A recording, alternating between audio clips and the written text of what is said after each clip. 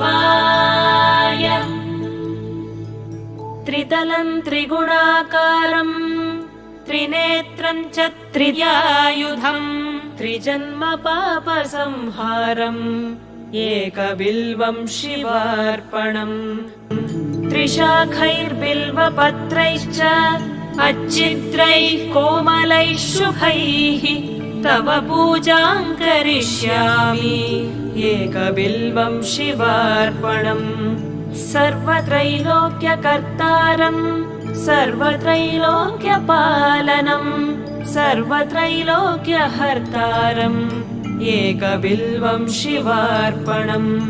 नागाधिराजवलयम् नागहारेण भूषितम् नागकुण्डलसंयुक्तम् एकबिल्वम्